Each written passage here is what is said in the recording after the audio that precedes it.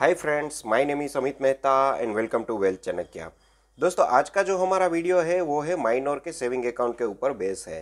तो दोस्तों, माइनर जब भी बच्चा हमारे घर में होता है तो उसका सेविंग अकाउंट हमें खुलवा ही लेना चाहिए, क्योंकि उस सेविंग अकाउंट के बाद हम उसका पीपीएफ अकाउंट भी ओपन करवा सकते हैं, या अगर बच्ची है तो उसका सुकन्या अकाउंट भी ओपन करवा सकते हैं। इसके अलावा माइनर के नाम पे हम रिकरिंग डिपॉजिट भी करवा सकते हैं या फिक्स डिपॉजिट भी करवा सकते हैं। दोस्तों, इससे एक और बाबत क्या होती है कि अगर जो भी हमारा माइनर बच्चा है उसको बैंकिंग फैसिलिटी का नॉलेज मिलता है।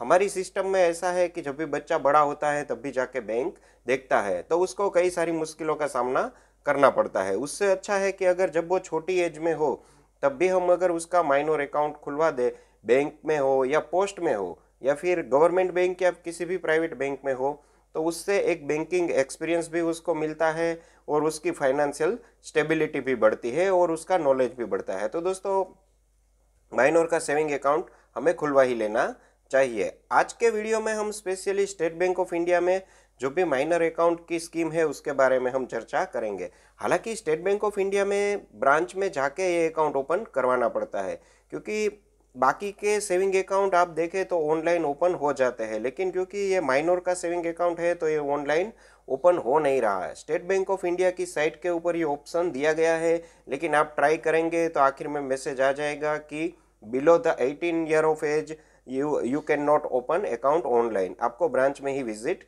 करना पड़ेगा। तो ब्रांच में ही विजिट करके ये अकाउंट ओपन करवा लीजिए। हालांकि स्टेट बैंक ऑफ इंडिया का मेरा एक्सपीरियंस कुछ इतना अच्छा नहीं रहा और ब्रांच में आपको कई सारी मुश्किलों का सामना करना पड़ता है। लेकिन बाय द वे, ये सारी ब्रांच की मुसीबतों को हम साइड में रख दें तो बाकी बैंकों और दूसरे पोस्ट या वगैरह से स्टेट बैंक ऑफ इंडिया का जो सेविंग अकाउंट है वो फीचर लोडेड है और उसमें मिनिमम बैलेंस की भी कोई झंझट नहीं है। तो दोस्तों, आज के वीडियो में चलो हम इसी अकाउंट के बारे में जानते हैं, क्या क्या फीचर है और हम कैसे इसको ओपन कर सकते हैं और क्या क्या रिक्वायरमेंट है। फ्रेंड्स, तो चलिए जान लेते हैं कि स्टेट बैंक ऑफ इंडिया में हमें माइनर का अगर सेविंग अकाउंट खुलवाना है तो उसके क्या क्या फीचर्स है, एलिजिबिलिटी है और कैसे हम अकाउंट ओपन करवा सकते हैं। तो दोस्तों, basically state bank of India में अगर आप जाएंगे तो माइनर का सेविंग अकाउंट ओपन करने के लिए दो तरह के सेविंग अकाउंट होते हैं, जिसमें पहला होता है पहला कदम और दूसरा होता है पहली उड़ान। अगर आप एक तरीके से देखें तो जो 10 साल से कम उम्र के बच्चे होते हैं उसके लिए पहला कदम डिज़ाइन किया गया है। तो पहला कदम माइनर बच्चा और उसके पेरेंट का जॉइंट अकाउंट की तरह ही आप उसे गिन सकते हैं, जबकि पहले ही उड़ान एक ऐसा अकाउंट है जिसमें कि minor above the age of 10 year and वो कैन साइन यूनिफॉर्मली, यानी कि जो बच्चा अपनी सिग्नेचर यूनिफॉर्मली कर सकता है, यानी कि हर जगह वो सेम सिग्नेचर कर सकता है, तो उसका पहली उड़ान अकाउंट ओपन हो सकता है। पर उसके लिए उसकी एज 10 साल से ज़्यादा होनी चाहिए। अब दोस्तों, मोड ऑफ ऑपरेशन के बारे में हम जाने तो पहला कदम होता है, जैसे ही मैंने पहले कहा, कि वो जॉइंटली पेरेंट, गार्डियन या सिंगल पेरेंट या गार्डियन के साथ जॉइंट अकाउंट की तरह ही होता है। जबकि पहली उड़ान में बच्चा खुद की साइन खुद कर सकता है, तो वो खुद ऑपरेशन भी सारे कर सकता है। अब हम जान लेते हैं कि केवाईसी रिक्वायरमेंट क्या क्या होती है। तो जब भी हम पहला कदम और पहली उड़ान दोनों में ही केवाईसी रिक्वायरमेंट लगभग लगभग सेम ही होती है और दोनों में आपको बच्चे का जो डेट ऑफ बर्थ सर्टिफिकेट है वो और एक आधार कार्ड खास ज़रूरत होती है। इसके अलावा एक आपको जो भी हम सेविंग अकाउंट के लिए फॉर्म फिलअप करते हैं वैसा ही फॉर्म फिलअप करना है और उसको सबमिट कर देना है सारे डॉक्यूमेंट के साथ। लेकिन आधार कार्ड की कलर जेरोक्स कुछ स्टेट बैंक की ब्रांच में लेते हैं और दोनों में केवाईसी पेरेंट्स का और बच्चों का दोनों का साथ ही होता है। अब हम आ जाते हैं कि क्या क्या फीचर अवेलेबल है।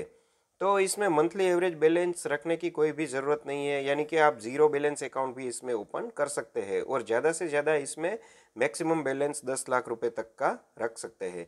दोस्तों, इसमें चेकबुक भी इश्यू की जाती है।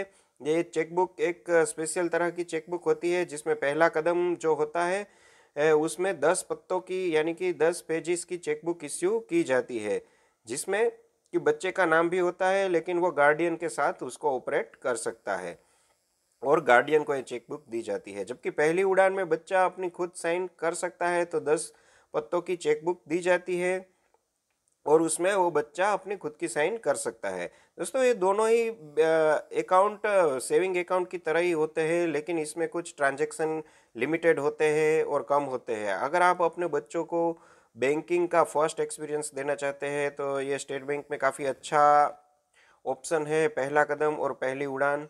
और इसमें एक और भी अच्छी चीज़ आती है, वो है फ़ोटो एटीएम कम डेबिट कार्ड, यानी कि डेबिट कार्ड भी दोनों ही अकाउंट में इश्यू होता है। पहला कदम होता है उसमें जो डेबिट कार्ड इश्यू होता है, उसमें डेबिट कार्ड के ऊपर आपके बच्चों की फ़ोटो भी लगी हुई होती है और इसमें आप 5000 रुपीज़ तक की विड्रॉल भी कर सकते हैं।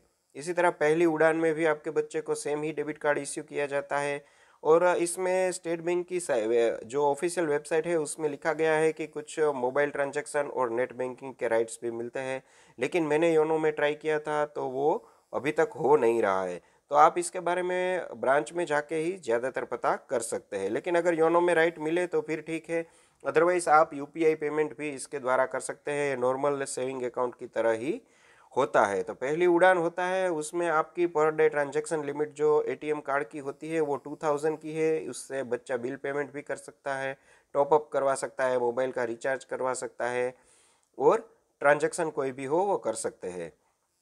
और swipe in multiple of 1000 with a minimum of 10,000, यानी कि ये लिमिट कुछ दी गई है। इसके अलावा इंटरनेट बैंकिंग के बारे में भी कुछ बातचीत की गई है, लेकिन इसके बारे में जानना पड़ेगा क्योंकि अभी तक जो मेरा एक्सपीरियंस है उससे मुताबिक ये इतना हो नहीं पा रहा है। फ्रेंड्स, तो ये था आज का हमारा video. State bank of India में माइनर सेविंग अकाउंट कैसे ओपन करवा सकते हैं, क्या क्या एलिजिबिलिटी है और उसके क्या क्या फीचर है। दोस्तों, अगर आपका भी घर में कोई बच्चा है, फिर वो चाहे लड़की हो या लड़का हो, उसका सेविंग अकाउंट ओपन करने से उसको एक फाइनेंशियल स्टेबिलिटी मिलेगी और उसको नॉलेज मिलेगा कि बैंकिंग सिस्टम कैसे काम करता है। तो बड़ा होते होते उसको ये प्राइमरी नॉलेज उसको मिल जाएगा।